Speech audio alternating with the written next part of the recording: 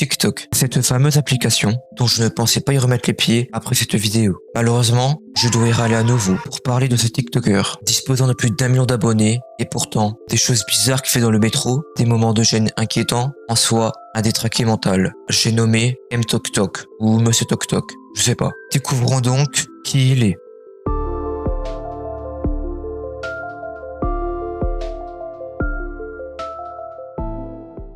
N'oubliez pas de vous abonner et liker la vidéo. On rush les 2000 abonnés. N'hésitez pas à rejoindre mon serveur Discord, il se trouve en description. Et sur ce, bon visionnage.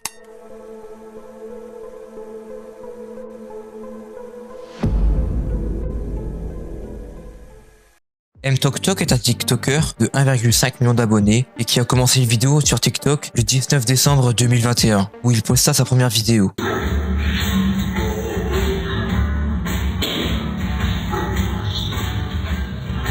Après, est-ce qu'il a supprimé des anciennes? Je l'ignore. Mais c'est possible. Comme on peut le voir dans cette vidéo, c'est hyper cringe car on le voit danser de façon malaisante. Certains vont dire que c'est qu'une seule vidéo, mais non. Il continuera à faire d'autres vidéos TikTok similaires à celui-là. Il fera carrément une créature dans le métro.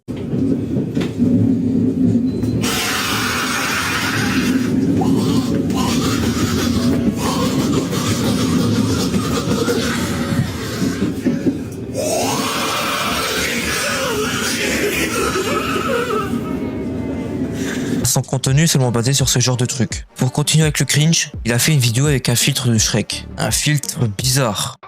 Shrek, Shrek, Shrek, Shrek, Shrek, Shrek. Je pense que je devrais pas parler de ça. C'est bien beau tout ça, mais qu'en est-il de sa santé mentale? Eh bien, à de multiples reprises, il se questionne et poste ce genre de vidéos pour se confier et parler.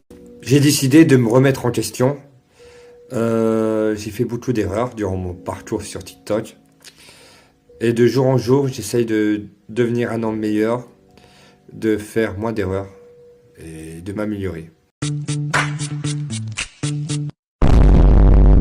Bref, il dit qu'il fait du second degré, il n'est pas sérieux et qu'il s'excuse pour ce comportement dit inapproprié. Mais, qu'est-ce que mTokTok fait après? Je pense que vous le savez. Le problème est qu'il fait plein de vidéos d'excuses pour attirer les gens par la tristesse. Alors qu'en réalité, il fait juste ça pour l'argent et après il continue le contenu cringe. Et aussi, quand on dit qu'une personne est un chien, pour le coup, on peut vraiment lui dire que c'est un chien. En fait, il y a un problème avec son contenu. À chaque fois qu'il fait une vidéo cringe, je sais pas si vous le voyez, mais des gens sont pas bien ou mal à l'aise. Sérieux, imaginez vous promenez dans la rue et vous tombez sur un fou. Ou alors, dans le train, et vous entendez une créature qui est en fait un vieux qui doit bientôt aller à la retraite, qui fait ce genre de choses. Vous devez vous sentir vraiment mal à l'aise, comme la plupart du monde. Car après que la vidéo soit terminée, il fait pas ce que tout le monde le regarde très mal. Et justement, à cause de ça, il aurait été apparemment agressé violemment dans le métro, à la suite d'une de ses vidéos.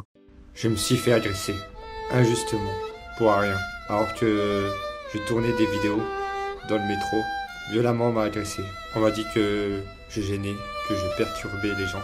Je trouve ça inadmissible de subir une agression pour si peu en fait. Moi qui veux transmettre la joie de vivre, des good vibes, moi mon objectif c'est de faire rire les gens. Je trouve ça vraiment inadmissible que les gens agissent ainsi, aussi violemment.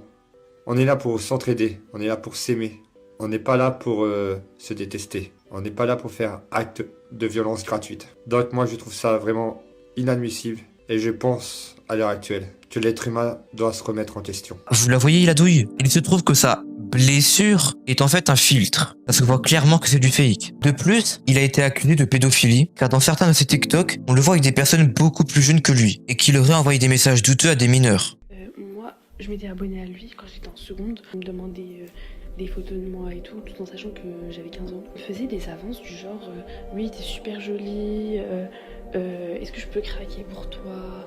Je lui avais déjà posé des questions du genre oui, comment percer? Je peux poster tes formes sur les réseaux en sachant que je suis mineure et il m'a dit ça. J'ai fait des recherches et je suis carrément tombé sur un compte qui serait une brigade anti-pédo. Et bien sûr, mTokTok est dans leurs vidéos.